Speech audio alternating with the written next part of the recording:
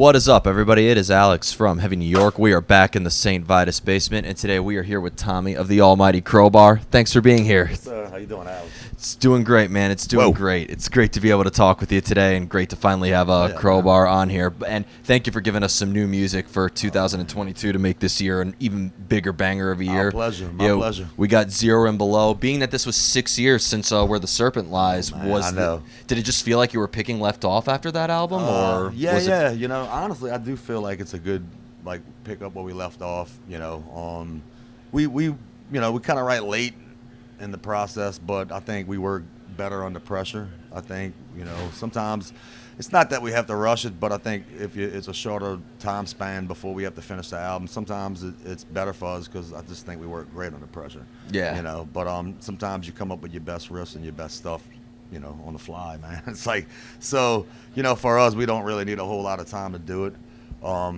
Usually a few months, 3 months, 6 months or less. But with the whole COVID thing, it's kind of heartbreaking because the album was finished in February of 2020.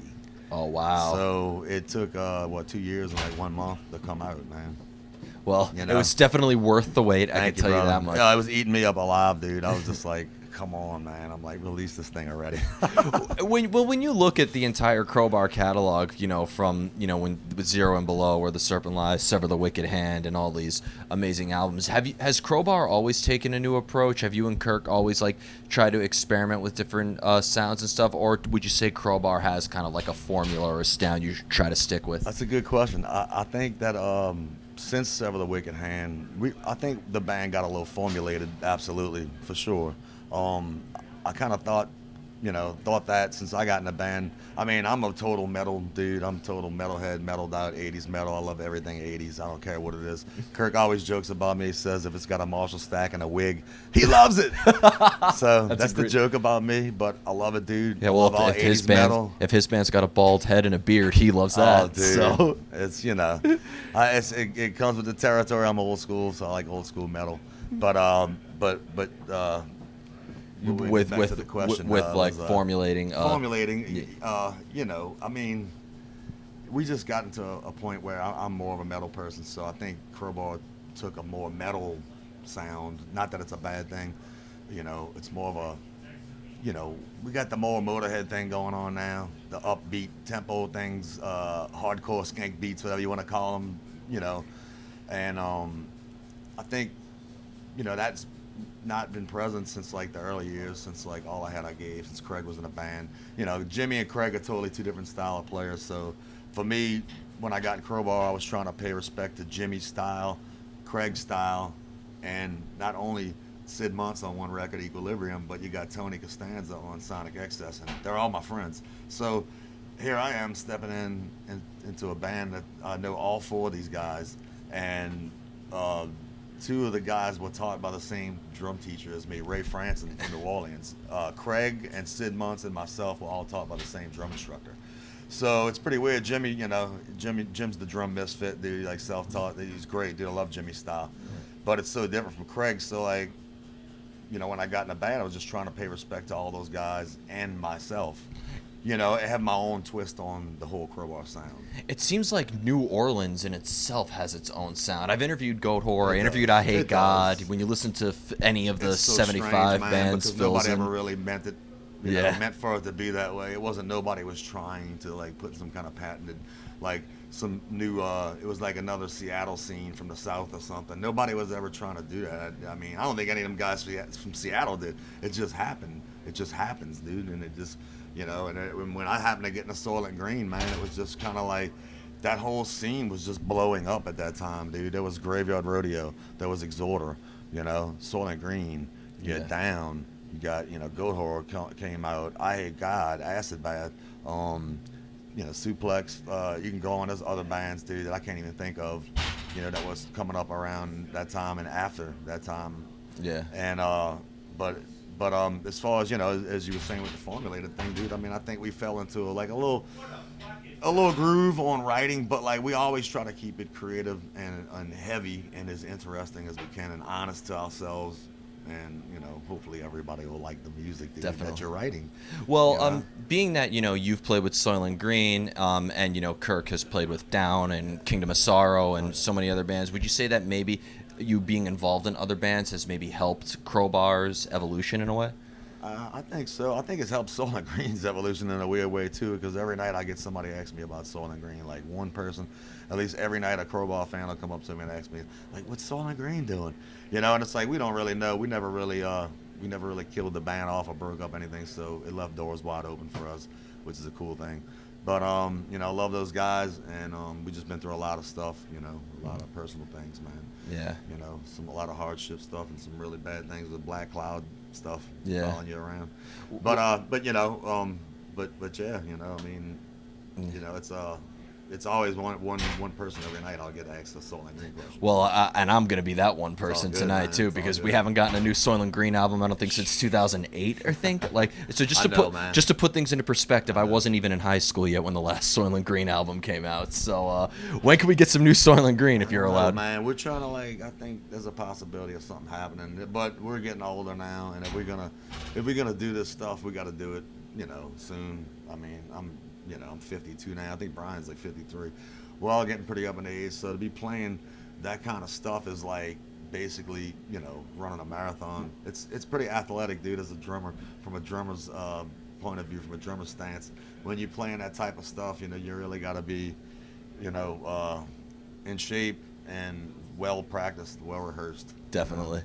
And a few more questions I have for you. But as a drummer, have you always needed to hear music before you lay down rhythm and lay down your parts, or have you ever, for any project you've been in, had like a whole drum pattern No, laid down? I And like that? to hear it first.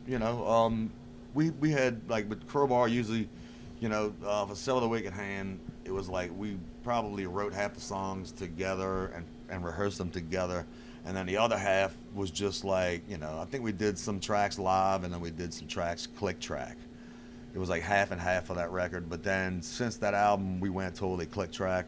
I mean, I hold a regular job when I'm at home, so when I'm not touring, so they would go in the studio during the day and lay down all the guitar tracks, and I'll come back in the evening when I get off work and go lay down a song or two a night, or go do as much, on the weekends as I can, as many tracks as I could, So, that's basically how we work now, But I like hearing things first because with Soilent Green, like basically those guys would map out a whole song for me. They'd give me like 10 to 12 riffs, and whatever order they wanted the riffs in, and I'd learn them and how to transition into each one, and we'd come into that, we'd figure out how to transition. It was pretty crazy, but I would sit there and learn the whole song on a practice pad with sticks. That's how I wrote every Soilent Green song toward the end for the last few records. Was we just sat around in a circle and did like a little campfire jam. Brian and Scott, or Ben, whatever the other guitar player was, Donovan Punch or Tony White, whatever. They would sit there and play all the parts, and I'd learn them from watching them, listening to them, and literally play the whole song on a practice pad. After I learned all dozen riffs, then I would jump on the drum set and finally attempt to play them. Well, I mean, we're not going to talk crap, but when the other members present, the guitars and vocals or whatever, without any drums on it, you could be honest. How off time is it, or out Oh, of? it's crazy, dude. Me and Brian Patton like gotten several, like 100 arguments, calling each other MFers and dude, a-holes, and we could go on, dude. It was a lot of creative friction writing those songs. Thank God it's not like that with Crowbar. But I mean, that was like pulling teeth, man. Writing those songs, and we went through a lot of stuff to put those songs out, man, to get that music out. When I look back on it, it's kind of surreal, It's I can listen to a Soilent Green song and there's at least one part in every song where I'm just going like, what is going on? Yeah. What are we doing? And I'm like, what were we thinking? So it's pretty cool, to look back and to hear all the craziness that we did and the things that we've accomplished musically on tape in the studio, because most all the Soilent Green was reel to reel. Yeah. Everything was reel to reel. Absolutely. We did every album reel to reel except the last album, because the back of the mixing board wasn't pronged out right for the leads. So Eric Rutan, he had to eat the tapes. Rutan took the tapes and we went digital. Wow, for the last record for Inevitable Collapse. that's a pretty unique formulation, though. I mean, It was wild. We were old school, but it was like we were forced to go the new way. And that was the only album, dude, that was done that way. It was the last Soilent Green record, which came out pretty damn good, I'll say. The drum sounds amazing on it. yeah, well, it happens, and I think experimenting with that sound, digital, analog, or whatever, it's always cool to experiment. Yeah, yeah. Absolutely. And I have two more questions for you. But with when it comes to playing live, whether you're in a rehearsal studio or in the recording studio or on a stage, you're always looking behind the same cymbals and you're looking at the same drum kit. But is there maybe a different energy in your live presence as opposed to your studio presence? Oh, yeah, absolutely. I mean, sometimes I feel like I need to, like, for me personally, I feel like I need to treat the studio as a live gig. That's the best way for me to approach it, because then I'm not holding anything back and I'm hitting very hard, which most engineers love drummers that hit hard in the studio, and I'm a hard hitter anyway. But when you're in the studio, you really want to make sure your beats are coming through, everything's being heard, and but yeah, I don't like triggering anything, so I always try to go with more of an organic drum tone.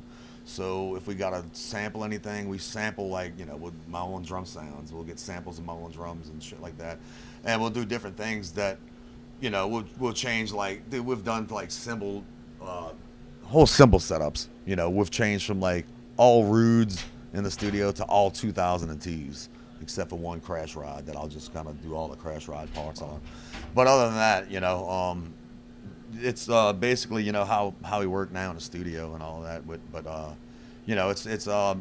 it's usually as organic as we can do it. All organic metal. I try to, man. I try to get like the real drum sound, the real big drum sound. Definitely. As big as I can get, being that John Bonham's one of my idols. And I mean, let's face it, man, every album sounds great with a huge drum sound on it. So 100%. And it shows too, because I've seen you play, I just watched you sound check here at St. Vitus, a smaller venue, but I've seen Crowbar play at Gramercy Theater and Irving Plaza, larger venues, and they always cut through every single time. Thanks, man. So. Yeah, it's an old kit now. It's 2006 Sonar, but it's all maple shells with reinforced hoops and everything. It's a beautiful kit and it sounds amazing, maple. And they're just getting old now, but I'm able to keep them in the shells, the cases, when we're not touring. I had padded cases, so I just keep them, and it's basically like a garage kept car, so they stay pretty well maintained when I'm not on the road. I only use them for recording and touring. But it's definitely time for another drum kit for any drum companies out there. I'm open, man. I really need an endorsement. Sonar is Sonar. You can take me back. I love Sonar drums. Yeah. I mean, it's used in Meshuggah, Porcupine Tree, man. Devin Townsend. So Mickey D, man. Look, Nico McBrain. I could go on, dude. This is my favorite drummers. Phil Rudd. It's Sonar's drum rock royalty, if you ask me. And I was very ecstatic to get that endorsement when I did. I lost it in 2016. But I had it from 2006 to 2016, and I was able to get that kit, thank God. But I'm due for another one, man, and I've been stretching that kit for a while now. But it's great, and I like to just basically save it for the studio, because that's the last 4 Crowbar records and the last Soilent Green record. So the last 5 albums I've recorded, and I've just done an album with Vermilion Whiskey from Southern Louisiana, from Lafayette, Louisiana, and it's the same kit, so it's 5-6 albums now recorded on that kit. Hell yeah. And the final question I wanted to ask you is, Crowbar I've seen play with a variety of different styles of bands. I mean, one minute I saw you with Overkill, I saw you guys with Carcass, I saw you guys, I'm seeing you today on tour with Spirit Adrift. I know you guys played with Unearth. Have you noticed at different types of crowds or different audiences, whether it be in types of metal fans or different ages in the crowds? Oh yeah, absolutely, man. I mean, you always got the older people, the older cats, guys, women, men and women like us, at our age, that come out to the shows, that appreciate all the old school metal, that grew up on the same stuff we grew up on listening to in Crowbar. But then you always got the mid-aged people, and then you got the younger people that come to the shows when it's a all ages show, or what have you. When you have some places have sectioned off drinking sections, where you have to, if you're 21 or older, you have to stay in that section, but the rest of the club's 18 or older or whatever, 21 or younger. whatever the case is. But it's cool because you get a really good mixed crowd, and I see a lot of young people every night, and I see people bringing their kids out, and that's cool, man. Because my mom and dad brought me to every concert they ever went to. This is partial why I'm so deaf right now. But they didn't protect my hearing nowadays, like people bring kids now with earmuffs and all that stuff. And that's smart. That's smart nowadays. It's so funny though. Times have changed since the '70s. Yeah, you see those headphones; they're like bigger than their head. Oh, dude, I wear them on stage every night because my hearing's so bad. Yeah. My left ear from the just drum box, the drum wedge ear over the years, just that drum wedge attacking that left eardrum, dude. It just kind of smoked it. 100. But like I have to wear the ear muffs now, so I look like one of the kids out in the crowd, Definitely. Well, Tommy, thank you so much for your Alex, time today. Not a problem, brother. Great to be able to talk some Glad to do Crowbar this, and drum and Yes, action. sir, man. My Everybody. pleasure, brother. Anytime. Tommy of Crowbar and Soilent Green. Be sure to check out Zero and Below if you haven't already. Yeah. We'll see you next time on Heavy New York.